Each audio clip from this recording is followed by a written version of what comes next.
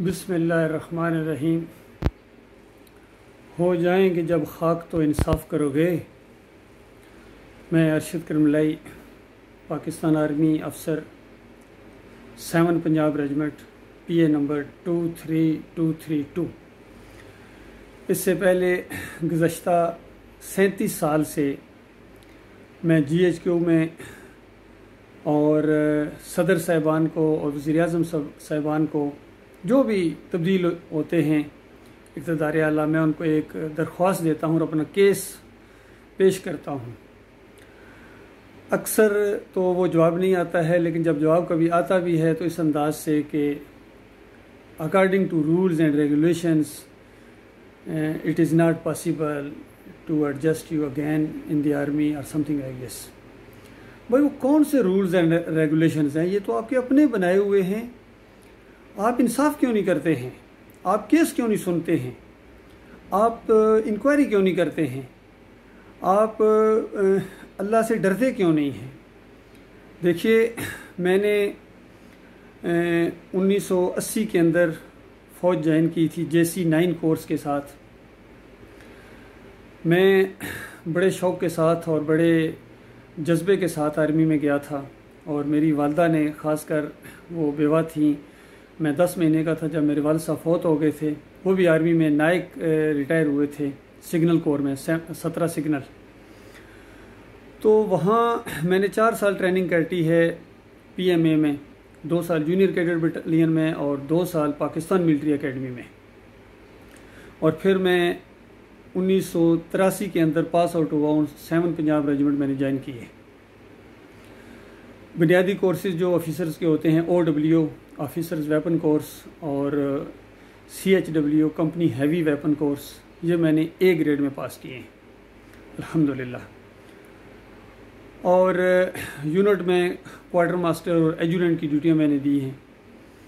लेकिन एक ऐसा वाक़या पेश आया कि जिसने बहुत बड़ा नुकसान पहुंचाया पाकिस्तान आर्मी को और मेरी ज़ात को और मेरी फैमिली को, ख़ासकर मेरी वालदा को। उसके ऊपर बहुत बुरा असर पड़ा उनके ऊपर, और अभी वो अबव 95 हैं। अभी तक उस वाक़े को वो याद करती हैं तो रो पड़ती हैं। उनकी बीनाई तकरीबन चली गई उस अंदाज से, परेशानी की वजह से, रोने की वजह से।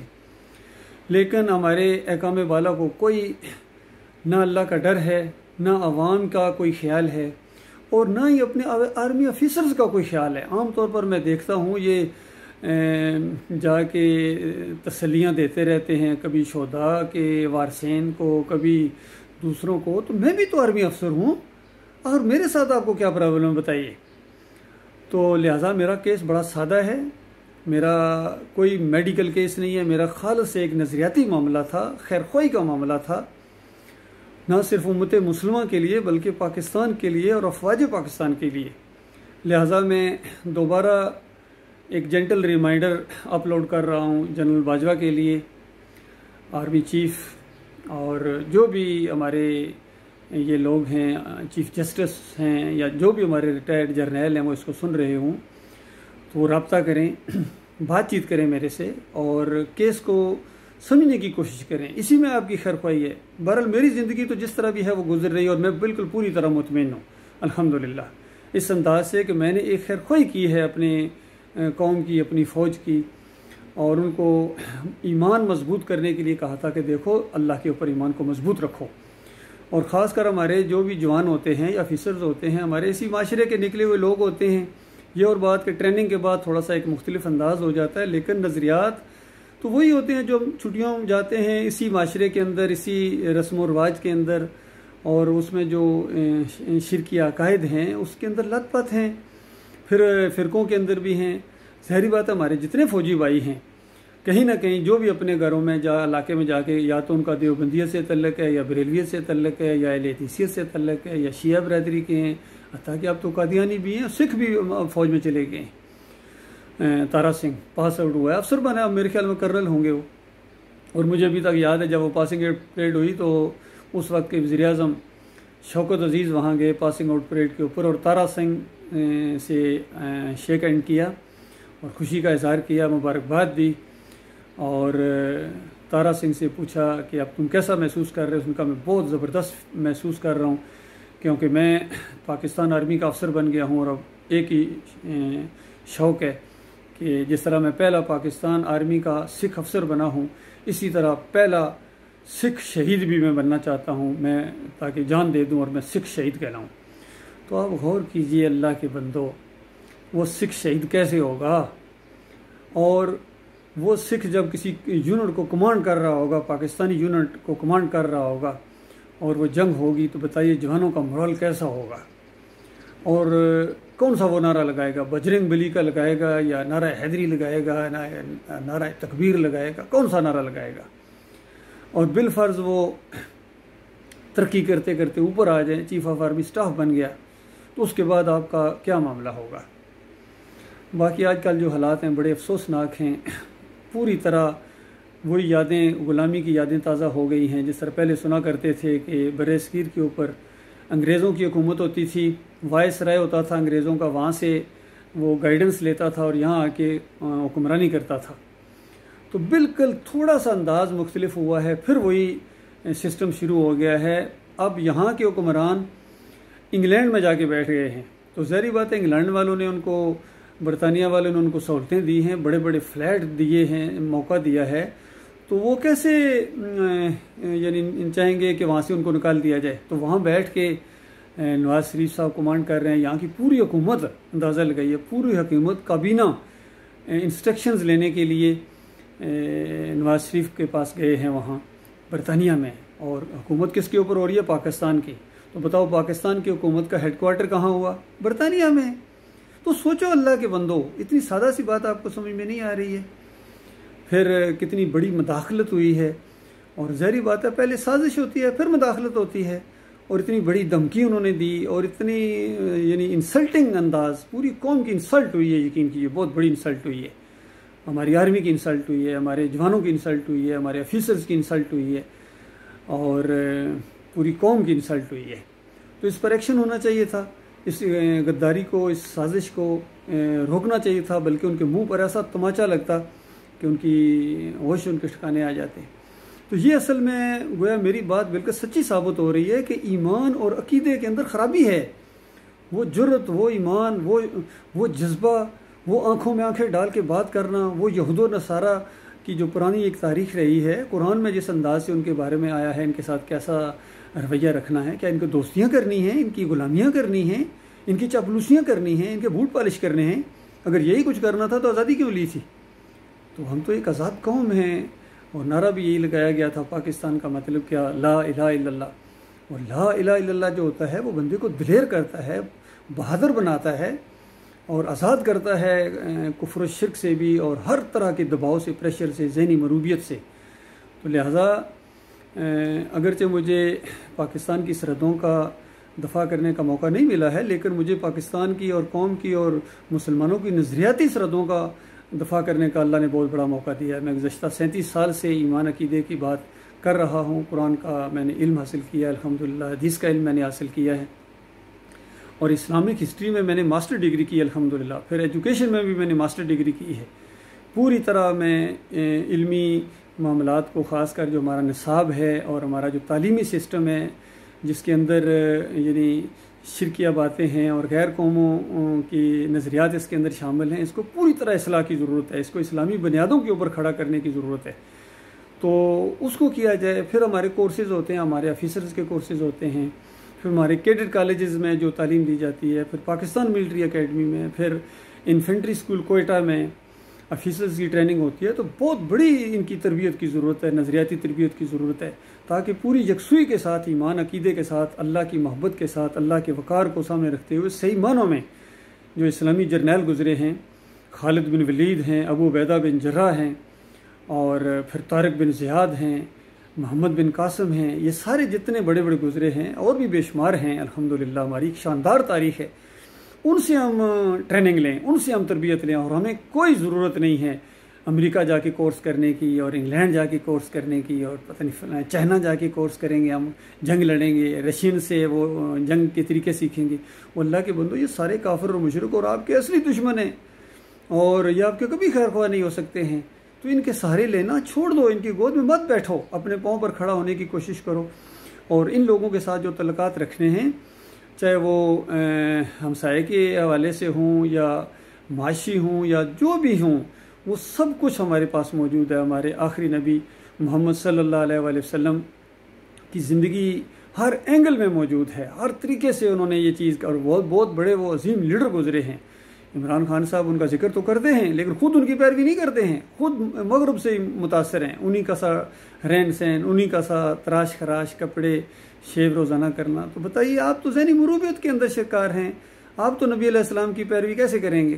تو نبی علیہ السلام کی پیروی کریں، ہمارے جرنیل بھی کریں، ان کو بھی ایمان عقیدہ بالکل درست ہو، اور کہ یہ فرقہ بندی اور ساری چیزوں کی حوصلہ شکنی کریں، اور داڑھی رکھنے میں ذرا شرم محسوس نہ کریں ہمارے جرنیل، ہمارے آفیسرز، ہمارے جوان، ہمارے جیسیوز، اور اس کو بلکہ فخر محسوس کریں، اور ذرا ذہنی مروبیت نہیں ہونی چاہیے۔ لوگوں سے ڈرتے ہو تو لوگوں سے ڈرنے والا پھر لا الہ الا اللہ کیوں پڑھتا ہے؟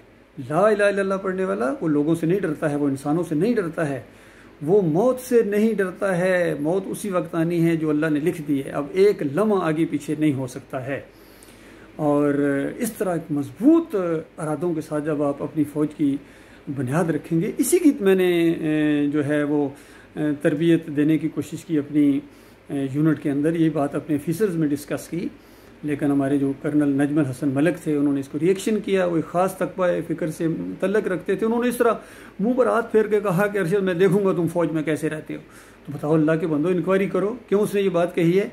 کیا میں نے جرم کر دیا تھا؟ میرے سے بھی زیادہ کوئی فوج کا ہمدرد ہے، اور میرے سے بھی زیادہ کوئی اپنی ملک اور قوم کا ہمدرد ہے کہ وہ اللہ کی بات کو، اچھا کئی دفعہ یہ بھی کہتے ہیں ارشد باتیں آپ کی بالکل صحیح ہیں لیکن یہ فوج ہے۔ بھائی یہ کیا بات ہوئی؟ باتیں جب صحیح ہیں، اللہ کی بات ہے، قرآن کی بات ہے، نبی علیہ السلام کی بات ہے، صحابہ کرام کی بات ہے، ان کا انداز ہے، تو پھر یہ فوج ہے؟ کیا یہ فوج قرآن و حدیث کو نہیں مانتی ہے؟ یا یہ مستثنا ہے، اس کا ثابتہ بھی نہیں ہوگا، اس نے نہیں مرنا ہے، انہوں نے بھی مرنا ہے۔ اور مجھے ابھی تک یاد ہے جب انہوں نے ظلم اور زیادتی کی، مجھے وہاں سے نکال دیا 7 پنجاب ریجمنٹ سے، تو اس کے بعد یقین کیجئے چند مہینوں کے بعد ہی مجھے بعد میں پتہ چلا کہ یہ سیاچین میں یہ ہماری یونٹ گئی، اور وہاں اتنی کیجولیٹیز ان کی ہوئی، گویا میں تو سمجھتا ہوں ان پر اللہ کا عذاب آیا وہاں، کیونکہ انہوں نے بہت بڑا ظلم کیا تھا میرے ساتھ، بہت بڑی زیادتی کی میرے والدہ کے ساتھ، میری بیوی بچوں کے ساتھ۔ آخر میں بھی انسان ہوں، میری 4 بیٹیاں ہیں الحمدللہ، اللہ کا احسان ہے، تو میرا بھی حق ہے کہ میں اپنے فوج کے سامنے ایمان اور عقیدے کی بات کروں، توحید کی بات کروں، ان کی تربیت کروں، میں اپنی فوج کو تیار کروں، اور انشاءاللہ مجھے پوری امید ہے کہ ہمارے جو جوان ہیں وہ ایمان عقیدے کی باتوں کو بہت سمجھتے ہیں۔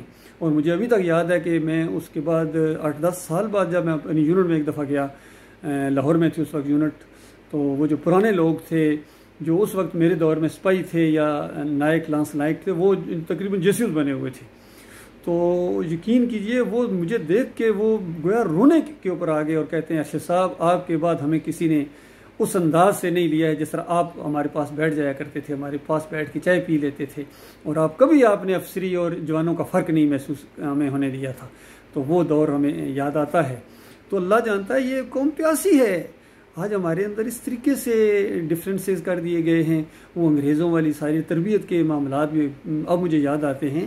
یہ میں بڑے افسوس اور دکھ کے ساتھ، بڑی ہمدردی کے ساتھ آپ کو کہتا ہوں، جس طرح ہماری PMA کی ٹریننگ کا معاملہ ہے، اور اس میں جس طریقے سے سینئر جونیئرز کو بل شٹنگ اور جو کچھ کہتے ہیں، اگر اردو میں کہا جائے تو کوئی بندہ برداشت ہی نہ کرے، صرف چونکہ وہ انگلش میں ہوتی ہے اوپر سے گزر جاتی ہیں، یا وہ اس انداز سے کہی جاتی ہیں کہ اتنا مائنڈ نہیں کیا جاتا ہے۔ لیکن یہ کوئی ٹریننگ نہیں ہے، بد اخلاقی کوئی ٹریننگ نہیں ہے، ہمیں پوری طرح سارا سسٹم تبدیل کرنا چاہیے، اور انگریزوں کی جتنی باقیات ہیں ان کو کھرچ کے نکال دیں۔ ہمارے پاس ایک بہترین ٹریننگ کا سسٹم موجود ہے اسلام کا، اس کو ہم اپنائیں، اور ہم اپنے آفیسرز کے اندر، جوانوں کے اندر ایمان، جذبہ، توحید، رد شرک اور جہاد کا جذبہ، یقین کیجئے یہ جو بات میں کر رہا ہوں آپ کے جوان زیادہ مضبوط ہوں گے، اور انشاءاللہ اس ایمان عقیدے کے ساتھ جو بھی مرے گا، چاہے ملکی سرحدوں کی حفاظت کرتے ہوئے مرے، چاہے اندرونی معاملات ان باغیوں اور انتشاریوں اور ان جو دہشت گرد ہیں مذہبی، ان کے ساتھ مقابلہ کرتے ہوئے جو فوت ہوں گے، شہید ہوں گے اللہ کے راستے میں،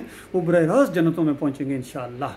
تو میں پوری طرح تیار ہوں، دوبارہ مجھے کسی جگہ بلایا جا سکتا ہے، میں ہر جگہ ہر پلیٹ فارم کے اوپر اپنی یہ بات نہ صرف کرنے بلکہ ثابت کرنے کے اوپر پوری اہلیت رکھتا ہوں، اور مجھے سے پورا فائدہ اٹھاؤ، اپنے جوانوں کی ٹریننگ میں، پاکستان ملٹری اکیڈمی میں مجھے موقع دو لیکچر دینے کا، اپنے اسٹاف کالج میں موقع دو مجھے، اور کیڈٹ کالجز میں ایک میں موٹیویشن اسپیکر ہوں الحمدللہ، اللہ نے مجھے صلاحیت دی ہے، اور یہ صلاحیت صرف اور صرف ایمان کی وجہ سے میرے اندر آئی ہے، اللہ نے دی ہے، میرے مالک نے مجھے دی ہے، اور انشاءاللہ ایک مضبوط فوج، اللہ کے بندوں ہم ایٹمی پاور ہیں، کوئی معمولی بات ہے، کمانڈو دستے ہیں، زبردست ہماری فوج ہے، میں فوج کو اندر سے جانتا ہوں، اور میں اپنے سویلین بھائیوں کو بھی کہہ دوں کہ یقین کرو فوج کبھی غیر ضروری مداخلت نہیں کرتی ہے، سیاست کے اندر نہیں کرتی ہے، یہ حالات بن جاتے ہیں، زبردستی گھسیٹتے ہو ان کو، اور فوج کبھی ایسے آدمی کے اوپر دہشت گردی کا الزام نہیں لگاتی ہے، باغی کا الزام نہیں لگاتی ہے، غداری کا الزام نہیں لگاتی ہے، جو صحیح معنوں میں پاکستان کا خیر خواہ ہو، ہمدرد ہو